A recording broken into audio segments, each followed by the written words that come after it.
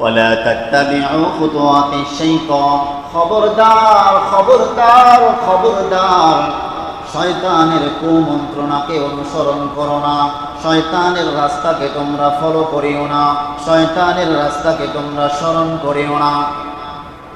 ইন্নাহু লাকুম আদুউম মুবিন, এই শয়তান তোমাদের যেমন তেমন শত্রু নয়, তোমাকে একটা থাপ্পড় দিছে এমন শত্রু নয়, তোমার আইন ঠেলছে এমন শত্রু নয়, তোমাকে একদিন ভয় দেখাইছে এমন শত্রু নয়, তোমার ক্ষতি করতে চায় এমন শত্রু নয়।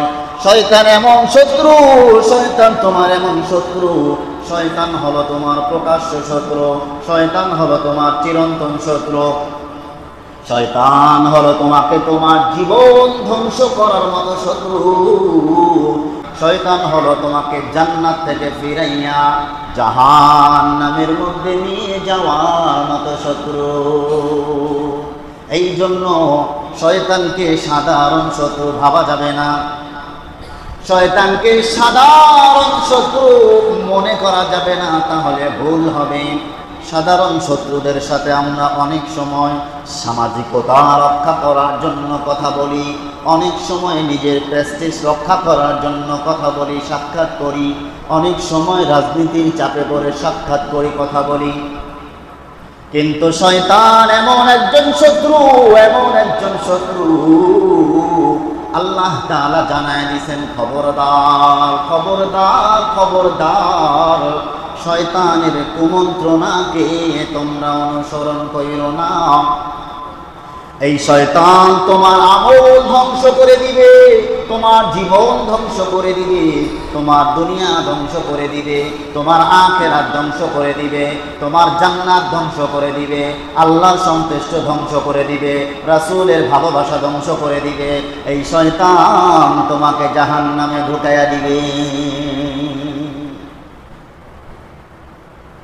তাহলে শয়তানের কথা মতো, শয়তানের পথ মতো, শয়তানের দেখানো রাস্তা মতো চলা যাবে না। কি বলেন, চলা যাবে না? চলা যাবে না। যদি আমরা প্রত্যেকটা মানুষ জ্ঞানবান, মস্তিষ্কওয়ালা, বুদ্ধিমান, সচেতন, আমরা প্রত্যেকটা মানুষ ভালো এবং মন্দ উভয়টাই বুঝি।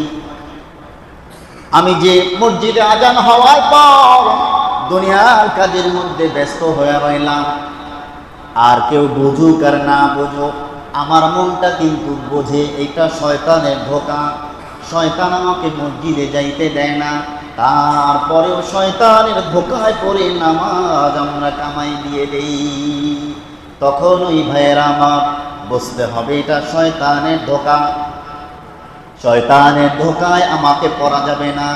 শয়তান আমাকে ধোঁকা দিয়েছে, মনের মধ্যে কুমন্ত্রণা জেগেছে, না না নামাজে যাইস না, অনেক সময় আছে, তোর কাজটা কর।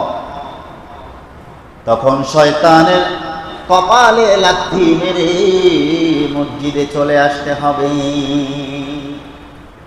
কিন্তু মসজিদে আজান হয়, মসজিদে মুসল্লি নাই, মাগরিবের নামাজ স্পিকারে পড়তে হয়, জোহরের নামাজ, আসরের নামাজ খালি গলায় পড়লেও আওয়াজ বেশি শোনা যায়। কারণ কি? নামাজ কি শুধু মাগরিবেরটাই ফরজ নাকি? নামাজ কি শুধু জুমারটাই ফরজ নাকি?